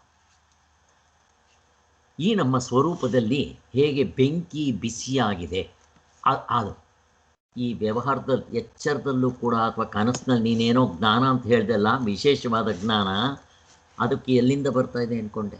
ಅಲ್ಲಿಂದನೇ ಹಿಂದೆಗಡೆಯಿಂದನೇ ಬರ್ತಾ ಇರೋದು ಆ ಜ್ಞಾನ ಎಲ್ಲ. ಹಾಗೆ ಪ್ರಪಂಚದಲ್ಲಿ ವಸ್ತುಗಳು ಇದೆ ಅಂದರೆ ಪರಮಾತ್ಮನ ಇರುವನ್ನು ಸಾಲ ತೊಗೊಂಬಂದು ಇದೇನು ಬೇಕೋ? ಒಡವೆ ಇದೆ. ಒಡವೆ ಇದೆಯೇನೋ? ಚಿನ್ನ ಇರೋದು, ಕರಗಿಸು, ಒಡವೆ ಇರೋಲ್ಲ, ಅಲ್ಲಿ ಹೋಗ್ಬಿಡುತ್ತೆ. ಅದಕ್ಕೆ ಏನು ಹೇಳಬೇಕು? ಚಿನ್ನನೇ ಇರೋದು. ಆ ಚಿನ್ನ ಇದೆ, ಅದರ ಸಾಲ ತಗೊಂಬಂದು ಒಡವೆ ತೋರಬೇಕು. ಅಲ್ಲಿಗೆ ಚಿನ್ನ ಇಂಡಿಪೆಂಡೆಂಟ್, ಒಡವೆ ಡಿಪೆಂಡೆಂಟ್. ಕರಗಿಸಿದ್ರೆ ಒಡವೆಗೆ ಇರೋಕ್ಕೆ ಯೋಗ್ಯತೆ ಇಲ್ಲ. ಹಾಗೆ ಪರಮಾತ್ಮನ ಬಿಟ್ಟರೆ ಅವಸ್ಥೆ ತೋರೋದಕ್ಕೆ ಯೋಗ್ಯತೆ ಇಲ್ಲ. ಶ್ರೀರಾಮಚಂದ್ರ ಒಂದು ಕಲ್ಲು ತೆಗೆದು ನದಿನಲ್ಲಿ ಹಾಕ್ತಾ ಇದ್ನಲ್ಲ, ಬದುಕಂತ ಮುಳುಗೋಗ್ತಾ ಇತ್ತು. ಯಾಕೆ? ರಾಮನ ಬಿಟ್ಟರೆ ಯಾರಿಗಿರೋಕ್ಕಾಗುತ್ತೆ? ಕೈಯಿಂದ ಬಿಟ್ಟ ಮೇಲೆ ಯಾವುದಕ್ಕೆ ಅಸ್ತಿತ್ವ ಇರುತ್ತೆ? ಹಾಗೆ ಈಗ ಯಾಕೆ ಕನಸು ನಿದ್ದೆ ಇಲ್ಲ? ಪರಮಾತ್ಮನ ಬಿಟ್ಟಿರೋದ್ರಿಂದ ಅಷ್ಟೇ. ಹಾಗೆ ಒಡವೆ ಯಾಕಿಲ್ಲ ಇವಾಗ? ಕರಗಿಸಿರೋದ್ರಿಂದ, ಚಿನ್ನವನ್ನು ಬಿಟ್ಟಿರೋದ್ರಿಂದ. ಹಾಗೆ ಅಲ್ಲ, ಇರವು ಪ್ರಪಂಚದಲ್ಲಿ ವಸ್ತುಗಳು ಇದೆ ಅಂತ ಹೇಳ್ತೀನಲ್ವಾ, ಇದೆ ಅಂತನ್ಬೇಕಾದ್ರೆ, ಇದೆ ಅನ್ಬೇಕಾದ್ರೆ ಹಗ್ಗದ ಇರುವು ಸಾಲ ತಗೊಂಬರುತ್ತೆ. ಆ ಡೂಪ್ಲಿಕೇಟ್ ಅದು ಬೇರೆ. ಆಮೇಲೆ ಫಸ್ಟ್ ನಾನು ಟೋಪಿ ಬೀಳಬೇಕಾದ್ರೂ ಅದೇ ಕಾರಣ. ಕೊನೆಗೆ ನನಗೆ ಜ್ಞಾನ ಆಯಿತು. ಅರೆ, ಈಗ ವಸ್ತು ಇದೆ ಅಂತ ಗೊತ್ತಾಯ್ತು. ಯಾತ್ರಿಂದ ಗೊತ್ತಾಯ್ತು ನೋಡು, ಅದು ಜ್ಞಾನ. ಮತ್ತು ಆ ವಸ್ತುವಿಂದ ನನಗೆ ಆನಂದ ಆಯಿತು. ಯಾತ್ರಿಂದ ಆಯ್ತು ನೋಡು, ಅದು ಆನಂದ. ಹಾಗೆ ಸೊ ಸಿ ಬೆಲ್ಲದಿಂದಲೇ ಬರೋದು, ಬೇಳೆಯಿಂದ ಬರೋಲ್ಲ. ನಾವು ಹೇಳುವಾಗ ಒಬ್ಬಟ್ಟು ಸಿ ಅಂತೀವಿ. ಹಾಗೆ ಅದೇ ರೀತಿ ಇರುವ ಅರಿವು ಆನಂದ ಅದರ ಒಳಗಿಂದ ಇಲ್ಲಿಗೆ ಬರ್ತಾ ಇದೆ. ಎಷ್ಟು ಸುಲಭವಾಗಿ, ಎಷ್ಟು ಸಲೀಸಾಗಿ ಅರ್ಥ ಆಗ್ತಾ ಇದೆಯಲ್ವ? ಯಾಕೆ ಅವಸ್ಥಾತ್ರಯ ವಿಚಾರ ನಾವು ಚಿಂತನೆ ಮಾಡೋದ್ರಿಂದ ವಿಷಯ. ಆದ್ದರಿಂದ ಅವಸ್ಥೆಗಳ ಅರಿವುಗಳು ಬಂದು ಹೋಗ್ತಿದ್ರು. ಅವುಗಳನ್ನು ಯಾವ ಬಗೆಯಿಂದಲೂ ಬೇರ್ಪಡದ ಸ್ವರೂಪದಿಂದ ಅರಿಯುವ ನಮ್ಮ ಸ್ವರೂಪವೊಂದು ಇದೆ ಎಂದು ಎಲ್ಲರೂ ಒಪ್ಕೋಬೇಕು. ಅವಸ್ಥೆಗಳು ಬಂದು ಹೋಗಲಿ, 24 ಗಂಟೆಯಲ್ಲಿ ಅದು ಬರ್ತಾ ಇರುತ್ತೆ, ಹೋಗ್ತಾ ಇರುತ್ತೆ. ಅದರ ಒಳಗಡೆ ಇರೋದು ಬದಲಾವಣೆ ಆಗ್ತಾ ಇರುತ್ತೆ. ಎಚ್ಚರದಲ್ಲಿ ಜನಕ ಮಹಾರಾಜ, ಅಲ್ಲಿ ಭಿಕ್ಷುಕ, ಅಲ್ಲಿ ರಾಜನಾಗ್ಬಿಟ್ಟಿರ್ತಾನೆ, ಇಲ್ಲಿಗೆ ಅವನು ರಾಜನಾಗಲ್ಲ, ಭಿಕ್ಷುಕನೇ. ಹೀಗೆಲ್ಲ ಆಗ್ತಾ ಇರುತ್ತೆ. ಏನು ಬೇಕಾದರೂ ಆಗಲಿ, ಮತ್ತು ಎಚ್ಚರದಲ್ಲಿರೋ ಇಷ್ಟೆಲ್ಲ ಬದಲಾವಣೆ ಆಗಲಿ, ಆದರೆ ಇವಕ್ಕೆಲ್ಲ ಹಿಂತಡಿಕೆ ಕೂಟಸ್ಥವಾಗ ನಮ್ಮ ಸ್ವರೂಪ ಇದೆ. ಅದು ಎಲ್ಲದಕ್ಕೂ ಆಧಾರವಾಗಿರೋದು. ಬೇರ್ಪಡದ ಸ್ವರೂಪದಿಂದ ಅರಿಯುವ ನಮ್ಮ ಸ್ವರೂಪ ಒಂದು ಇದೆ ಅಂತ ಎಲ್ಲರೂ ಒಪ್ಕೋಬೇಕು. ಏನು ಒಪ್ಕೋಬೇಕು ಅಂತ ಬಲಾತ್ಕಾರ ಏನಿಲ್ಲ. ನಿದ್ದೆಯಲ್ಲಿ ನೋಡ್ಕೊಳ್ಳಿ, ಇದೆಯೋ ಇಲ್ಲವೋ. ಆ ಕೂಟಸ್ಥವಾದ ನಮ್ಮ ಸ್ವರೂಪದ ಅರಿವಿನಿಂದ ಆತ್ಮ ಅರಿವು, ಬರೀ ಅರಿವು ಅಂತ ಹೇಳ್ತಾರೆ. ಅದಕ್ಕೆ ಜ್ಞಾನ, ಜ್ಯೋತಿ, ಸ್ವಯಂ ಜ್ಯೋತಿ, ಕೋಟಿ ಸೂರ್ಯ ಸಮಪ್ರಭಾ ಇವೆಲ್ಲ ಹೇಳ್ತಾರೆ. ಎಲ್ಲದರ ಪರಮಾರ್ಥವನ್ನು ನಾವು ಗೊತ್ತುಪಡಿಸಬಹುದೆಂಬ ಸಿದ್ಧಾಂತಕ್ಕೆ ಯಾವ ಆಕ್ಷೇಪವೂ ಇರೋದಿಲ್ಲ. ಅಲ್ಲಿಗೆ ಅದು ಮುಗಿತು. ಈಗ ಇನ್ನೊಂದನ್ನು ಚಿಂತನೆ ಮಾಡಬೇಕಾಗಿದೆ. 37ನೇದು ಇವತ್ತು. ಅವಸ್ಥಾತ್ರಯವನ್ನು ವಿಚಾರ ಮಾಡಿದ್ರೆ ಎಲ್ಲವನ್ನು ವಿಚಾರ ಮಾಡ್ದಂತಾಗ್ಬಿಡುತ್ತಾ ಸ್ವಾಮಿ? ಅಲ್ಲ ಸ್ವಾಮಿ, ನೀವು ಅವಸ್ಥಾತ್ರಯ 3 ಚಿಂತನೆ ಮಾಡಿಬಿಟ್ರೆ ಪ್ರಪಂಚದಲ್ಲಿರೋ ಎಲ್ಲ ಅವಸ್ಥೆಗಳನ್ನ ವಿಚಾರ ಮಾಡ್ದಂಗೆ ಅದು ಹೆಂಗಾಗುತ್ತೆ ಸ್ವಾಮಿ? ನಾವು ಅನಸ್ತೀಶಿಯ ಹೇಳ್ತೀವಿ. ಏನು ಮಾಡ್ತೀರಾ ಸ್ವಾಮಿ? ಅನಸ್ತೀಶಿಯದು ಏನು ಮಾಡ್ತೀರಾ ಅಂತ ಅವನು ಪ್ರಶ್ನೆ ಕೇಳ್ತಾನೆ. ಅನಸ್ತೀಶಿಯ ಅಂದರೆ ಏನಪ್ಪ? ಅವನಿಗೇನು ಪ್ರಪಂಚ ಕಾಣೋದಿಲ್ಲ, ಹಾಕು ನಿದ್ದೆಗೆ. ಅವನಿಗೆ ಫಿಟ್ಸ್ ಬಂದಿರುತ್ತೆ. ಏನು ಎಲ್ಲಿಗೆ ಹಾಕ್ತೀರ ಸ್ವಾಮಿ? ನಮ್ಮೆಲ್ಲರಿರೋದು ಎರಡೇ, ಒಂದು ದೃಶ್ಯ ಪ್ರಪಂಚ, ಇನ್ನೊಂದು ಅದೃಶ್ಯ ಪ್ರಪಂಚ. ನೀನು ಯಾವುದಾದ್ರೂ ಹೇಳು, ಕಾಣಿಸುತ್ತಾ ದೃಶ್ಯ, ಕಾಣಿಸ್ಲಿಲ್ವಾ ಅದೃಶ್ಯ, ನಿದ್ದೆಗೆ ಹಾಕ್ಬಿಡು, ಮುಗಿದೋಯ್ತು. ಅಲ್ಲಿಗೆ ನಿದ್ದೆ, ಸಾಯೋದು, ಪ್ರಳಯ, ಮತ್ತು ಸಮಾಧಿ, ಅನಸ್ಥೀಷ್ಯ, ಮೂರ್ಛೆ, ಫಿಟ್ಸು ಎಲ್ಲವೂ ಕೂಡ ಅದೃಶ್ಯ ಪ್ರಪಂಚ. ಅಲ್ಲೇನು ಕಾಣಲ್ಲ. ಇನ್ನು ದೃಶ್ಯ ಪ್ರಪಂಚ, ಈ ಹಿಪ್ನಾಟಿಸಮ್ ಮಾಡ್ತಾರೆ. ಎಲ್ಲ ಓಡಾಡ್ತಾ ಇರ್ತಾನೆ, ಅವನಿಗೆಲ್ಲ ಕಾಣ್ತಾ ಇರ್ತಾನೆ, ಅವನು ಗೊತ್ತಾಗೋದಿಲ್ಲ. ಓಡಾಡ್ತಾ ಇರ್ತಾನೆ, ಎಲ್ಲ ಕೆಲಸನೂ ಮಾಡ್ತಾನೆ, ಏನು ಬೇಕಾದರೂ ಮಾಡ್ತಾನೆ. ದೃಶ್ಯ ಪ್ರಪಂಚ ಹಾಕು, ಬಟ್ ಅವನು ಕೇಳಿ, ಅದು ಎರಡಿದೆ ಇಲ್ಲಿ. ನೋಡೋವ್ರಿಗೆ ದೃಶ್ಯ ಪ್ರಪಂಚ ಎಲ್ಲ ಆದಮೇಲೆ ಅವನು ಕೇಳಿ, ಏನು ಮಾಡ್ತಾ ಇದೆಯೋ ನಿನಗೆ, ಏನೋ ನೀನೆಲ್ಲ ಹಂಗೆಲ್ಲ ಮಾಡ್ತಾ ಇದ್ದೆ, ಎದುರುಗಡೆ ಬುಚ್ಚೆ ಉಯ್ಯಕ್ಕೆ ಹೋಗ್ಬಿಟ್ಟಿದ್ಯಲ್ಲ, ಪ್ಯಾಂಟ್ ಬಿಚ್ಚಕ್ಕೆ ಹೋಗ್ಬಿಟ್ಟಿದೆಯಲ್ಲ ನೀನು ಅಂತ ಕೇಳಿ, ನನಗೇನು ಗೊತ್ತಿಲ್ಲ ಅಂತಾನವನು. ಅಲ್ಲಿಗೇನು ಅವನ ದೃಷ್ಟಿಯಿಂದ ಅದು ಅದೃಶ್ಯ ಪ್ರಪಂಚ. ಅವನಿಗೆ ಏನು ಗೊತ್ತಿಲ್ಲ. ಅವನಿಗೆ ಕಣ್ಣು ಮುಚ್ಕೊಳ್ಳಿ ಅಂತಾರೆ, ಕಣ್ಣು ಮುಚ್ಕೊತಾನೆ, ಹಿಂಗೆ ಮುಚ್ಕೋತಾನೆ, ಹಿಂಗೆ ಮುಚ್ಕೊತಾನೆ, ಹಿಂಗೆ ಮುಗಿದೋಯ್ತು. ಹಿಪ್ನೋಟೈಸ್ ಆಗಿಬಿಟ್ಟ ಅವನು. ಈಗ ಅವನು ಪ್ರಜ್ಞೆ ಇಲ್ಲ ಅಲ್ಲಿ. ಅವನು ಕಾಲು ಗಂಟೆ ಎಲ್ಲ ಏನೇನೋ ಮಾಡಿಸಿರ್ತಾನೆ, ಅವನ ಕೈನಲ್ಲಿ ಓಡಾಡಿರ್ತಾನೆ, ಬಂದಿರ್ತಾನೆ. ಪೂಜೆ ಮಾಡು ಅಂದರೆ ಪೂಜೆ ಮಾಡೋಕ್ಕೆ ಶುರು ಮಾಡ್ತಾನೆ ಅವನು. ಅವನಿಗೆ ದೇವರಲ್ಲಿ ಭಕ್ತಿ ಇದ್ದರೆ ಪೂಜೆ ಮಾಡ್ತಾನೆ, ಭಕ್ತಿ ಇಲ್ಲದೇ ಇದ್ರೆ ಅವನು ಸುಮ್ಮನೆ ಇರ್ತಾನೆ. ಯಾಕೋ ಪೂಜೆ ಮಾಡಿಲ್ಲ, ನಾನು ದೇವ್ರನ್ನ ನಂಬಲ್ಲ ಅಂತಾನೆ ಅವನು. ಹೆಂಗೆ ಬೇಕಾದರೂ ಮಾಡಲಿ ಅವನು. ಕೊನೆಗೆ ಎಲ್ಲ ಆದಮೇಲೆ ಅವನು ಕೇಳಿ, ನನಗೇನು ಗೊತ್ತಿಲ್ಲ ಅಂತಾನೆ ಅವನು. ಎರಡೂ ಉಂಟಲ್ಲಿ. ಹೀಗೆ ನೀವು ಯಾವುದು ತೊಗೊಂಡ್ರು ಎರಡರಲ್ಲಿ ಹಾಕ್ಬಿಡ್ಬೋದು. ಆದ್ದರಿಂದ ನೀವು ಏನು ತೊಗೊಂಡ್ರು ಈ ಎರಡರಲ್ಲೇ ಬಂದ್ಬಿಡುತ್ತೆ. 3 ಬೇಡ, 2 ಸಾಕು. ಆದ್ದರಿಂದ ಅವಸ್ಥಾತ್ರಯವನ್ನು ವಿಚಾರ ಮಾಡಿದ್ರೆ ಎಲ್ಲವನ್ನೂ ವಿಚಾರ ಮಾಡಿದಂತೆ ಪ್ರಪಂಚದಲ್ಲಿರೋ ಎಲ್ಲವನ್ನೂ. ಇನ್ಯಾವುದಾದ್ರೂ ಇದ್ದರೆ ಹೇಳಿ ನೋಡೋಣ. ಯಾವುದಿರೋಕ್ಕೆ ಸಾಧ್ಯನೇ ಇಲ್ಲ. ಬ್ರಹ್ಮಲೋಕ, ಆ ಲೋಕ, ಈ ಲೋಕ, ದೃಶ್ಯ ಪ್ರಪಂಚ, ಅಲ್ಲಿ ಕಾಲ, ದೇಶ, ಅವಸ್ಥೆ ಎಚ್ಚರದ ಅವಸ್ಥೆ ಥರನೇ ಇರುತ್ತದೋ ಹಾಕಿದಕ್ಕೆ ಕನಸು ಎಚ್ಚರ ದೃಶ್ಯ ಪ್ರಪಂಚ ಬಂದೆ ದೃಶ್ಯ ಪ್ರಪಂಚಕ್ಕೆ ಹಾಕೋ ನೀನು ಕನಸಿನಲ್ಲಿ ಎಷ್ಟು ಬೇಕಾದರೂ ಕಾಣೋ ದೃಶ್ಯ ಪ್ರಪಂಚ ಮುಗಿದೋಯ್ತು. ಅಲ್ಲಿಗೆ ಈ 3 ಅವಸ್ಥೆಗಳನ್ನ ವಿಚಾರ ಮಾಡಿದ್ರೆ ಪ್ರಪಂಚದಲ್ಲಿ ಮುಂದಕ್ಕೂ ಯಾರಾದರೂ ಕಂಡಿಡಿದ್ರೆ ಇದರಲ್ಲೇ ಇರದೇ ಎರಡು ಕಾಣಿಸ್ಬೇಕು ಇಲ್ಲ ಕಾಣಿಸೋಲ್ಲ, ಎರಡು ಬಿಟ್ಟರೆ ಇನ್ಯಾವುದಿರುತ್ತೆ. ಅದರಿಂದ 3 ಅವಸ್ಥೆಗಳನ್ನ ವಿಚಾರ ಮಾಡಿದ್ರೆ ಎಲ್ಲವೂ ವಿಚಾರ ಮಾಡ್ದಂಗಾಗುತ್ತೆ ಅಂತ ಹೇಳ್ತಾರೆ.